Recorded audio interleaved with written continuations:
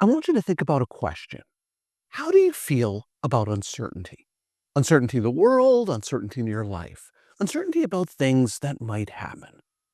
Uncertainty can be one of the biggest sources of anxiety for people, and as a result, people try really hard to avoid or escape or limit uncertainty in their lives.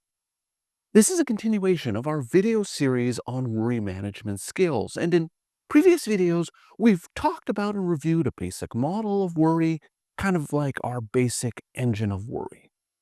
And so what we're going to be doing today is we're going to be adding to this model. Then what we're going to be adding is the fuel in the background that drives this worry engine.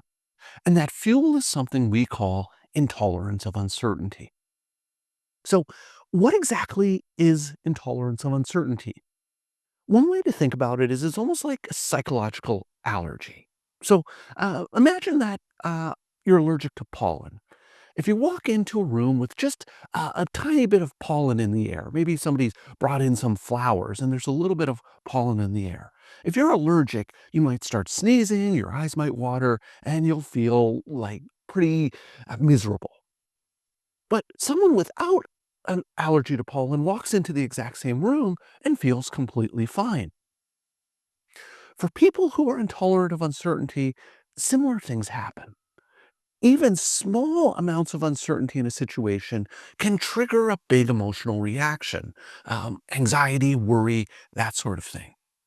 Whereas someone else who's not intolerant of uncertainty uh, is in the exact same situation and they feel totally calm, like no worries, no concerns at all. So you can think of intolerance of uncertainty kind of like falling on a spectrum. And on one end of the spectrum, you have people who are highly tolerant of uncertainty. These are the people who can pack a single bag, buy a one-way ticket to Europe, and see it as a great adventure. They will figure things out as they go. They don't know where they're going to stay. They don't know how they're going to make any money. They don't know where exactly they're going or how long they'll be gone, but they just see it as a great adventure. We'll figure things out as we go. On the other end of the spectrum are the people who are highly intolerant of uncertainty. If they're going to Europe, they have every detail mapped out. They know exactly where they're going to stay, what they're going to do every day. They'll have backup plans for bad weather. They'll have alternate routes in case they get delayed or have to change where they're going on a particular day.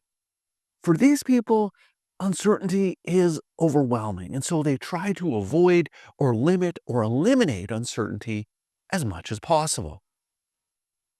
Now, people who experience a lot of worry, they tend to fall closer to the intolerant end of this uncertainty spectrum. And intolerance of uncertainty, one way of thinking about it is it kind of acts like a lens through which you see the world. When you're faced with an uncertain situation, the intolerance of uncertainty lens bends your perception of what you think is going to happen to focus only on all of the potential negative outcomes. Now, logically, people know that uncertain situations don't always lead to bad outcomes. People know that uncertainty can lead to a range of possibilities. Some uncertain situations might be negative, but others could be neutral, neither good nor bad, no big deal. And some uncertain situations may even turn out positive, surprisingly so.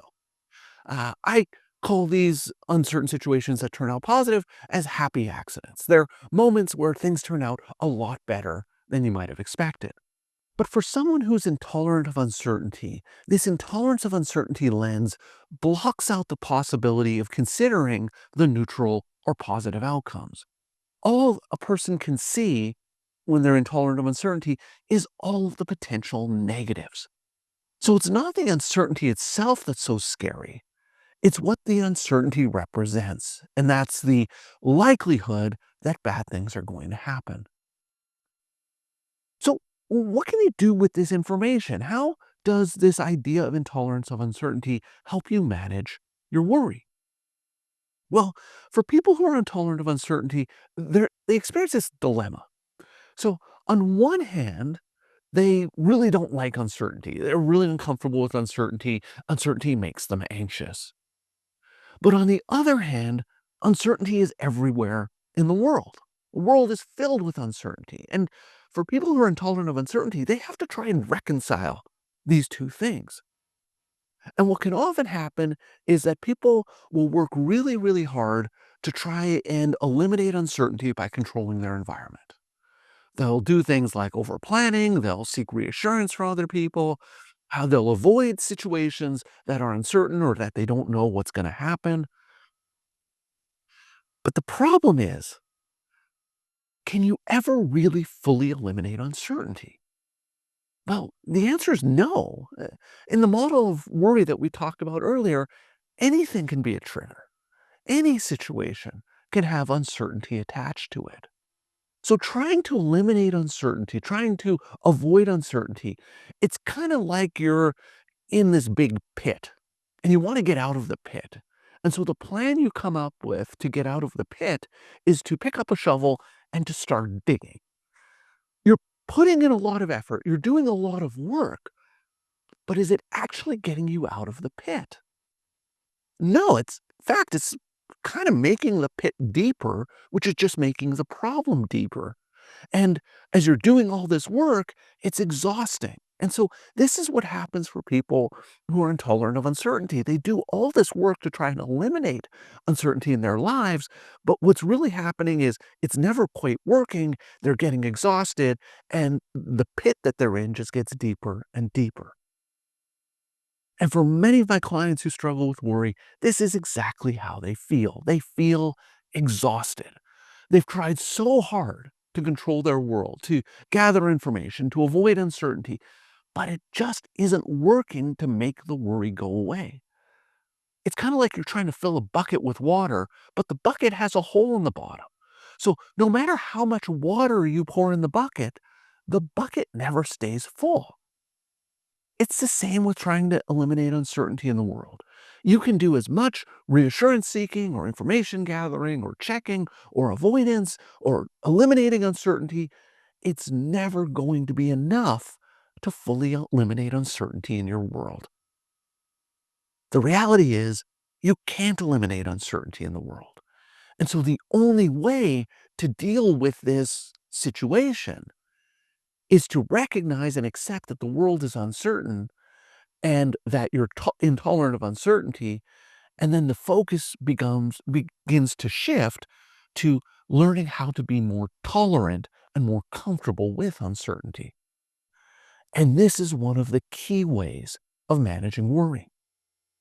And so in future videos, we're going to be talking about how intolerance of uncertainty manifests itself in a person's life, how it limits a person, and when I've posted those videos, I'll link up to them right here. So that's all for today's video. As always, thank you for making it all the way to the end of this video, and I will see you in the next one.